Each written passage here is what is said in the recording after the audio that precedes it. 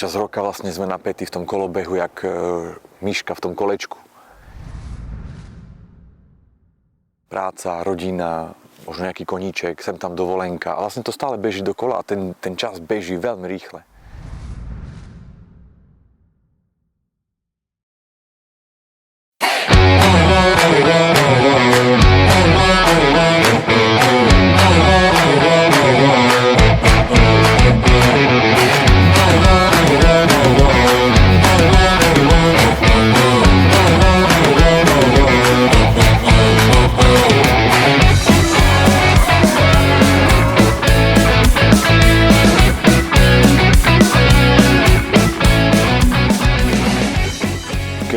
Je niekto ako v tej dospelosti ako príliš, že si taký vážny a seriózny a len vážne veci a len zodpovedne a nevieš sa uvoľniť a vtedy je čas sa pozrieť, že na ten opačný cíp. A preto tu robíme napríklad veľa hier. Muži, ženy aj deti.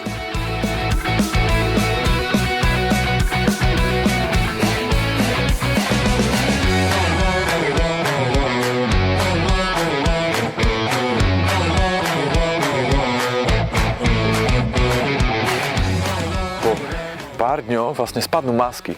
Akože prídeme sem a vlastne mnohí sa ako snažia nejak vyzerať lepšie, ako to v skutočnosti je. Ale deti to z teba vyťahnú. Proste nemáš nárok. Tak.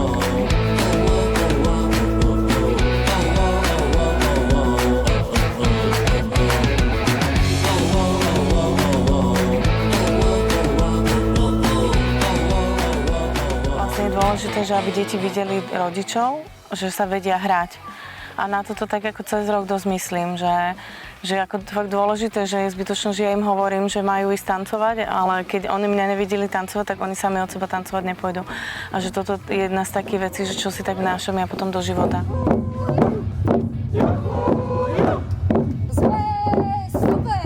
Zároveň rodiny majú priestor počas rodokmeňa urobiť sa takú retrospektívu nášho rodinného vzťahu.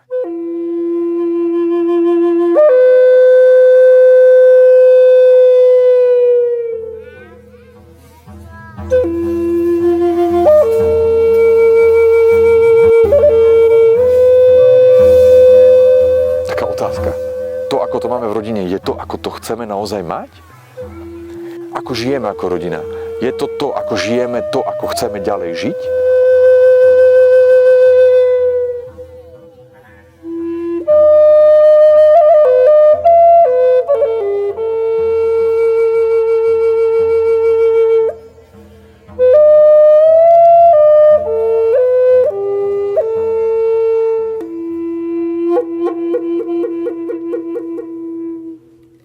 A zážitok bol vlastne v tom lese. Les. Les je taký nepísaný, nekomunikovaný tvorca programu.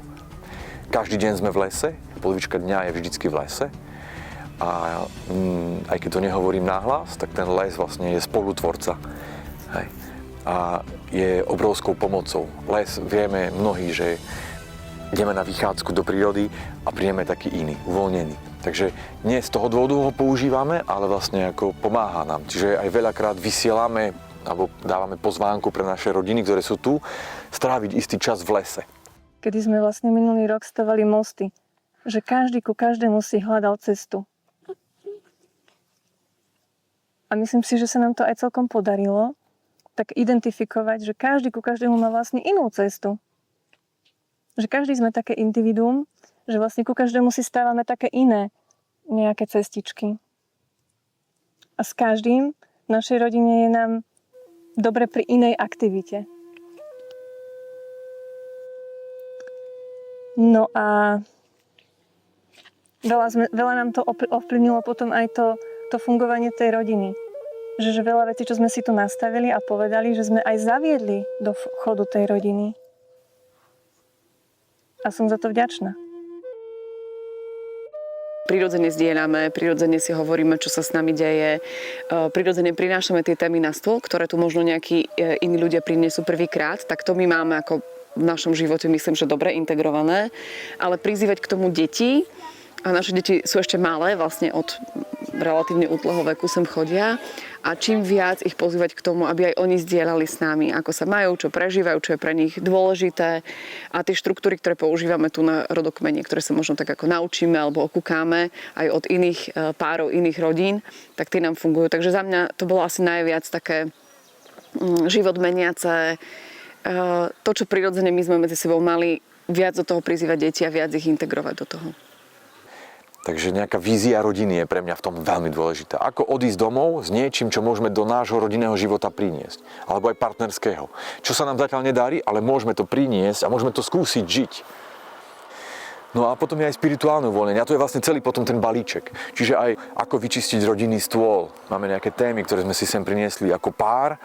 Máme nejaké napätia medzi sebou, ktoré si sem prinášame a počas roka na to nebol priestor alebo sme nemali zručnosti.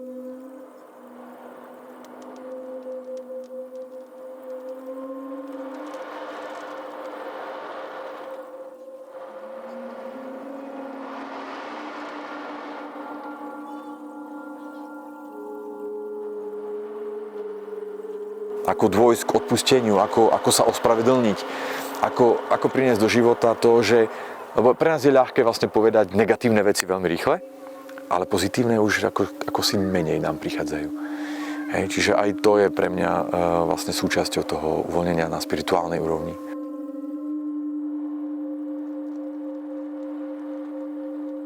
Za mňa určite pocit taký nejaký ako, že sme si bližšie ako rodina, že určite ja si pochopím niektoré veci, čo sa mne dejú. Zahrať sa tie hry, podľa mňa je to fantázia. Proste je to úplne iné ako akýkoľvek iný tábor, čo som kedy možno čítal nejaké prospekty, že tam odložíš deti a nestaráš sa. Je to proste krása a je to proste pekné tu vidieť tie rodiny, ktoré poznáš, nepoznáš. Už sme tu tretíkrát, tak trochu sme sa vrátili ako keby ako domov. Si zdieľame a hovoríme si proste také tie životné skúsenosti a ideme viac do takých skutočných vecí. Nejde to tak po povrchu, že ako v živote, keď niekoho stretneš a povie ti, ako sa máš dobre.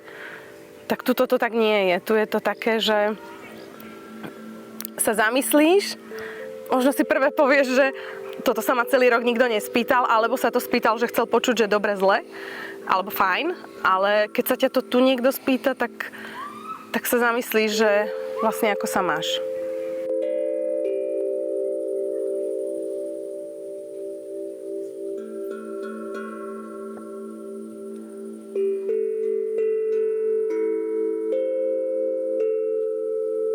A to je taký nejaký hlboký možno aj zámer, prečo rodokmeň. Že aby ľudia odchádzali si bližší jeden. Aby si boli bližší navzájom. Aby si deti boli bližší k otcovi, k mame a aj muž a žena aby si boli bližší. A to vidím, že sa deje. Zároveň vidím, že sú ľudia, a to je aj taký ďalší zámer, že počas roka bežne nie ako keď priestor sa prosprávať hĺbšie veci v rodine, také zmysluplnejšie, na ktorých si myslím, že záleží. A tu ten priestor je vytvorený. Že nie je to len o nejakých zážitkoch a zábave, ale naozaj aj o hĺbších témach. A pre mňa to je veľmi výživné vidieť, že to je možné. Nie je to žiadna kvantová fyzika. Ako tie malé zručnosti priniesť domov, lebo v skutočnosti sa máme rádi. Lebo to tam nakoniec je, že za každým burkovým rakom je modré nebo. Ja to tak naozaj vidím.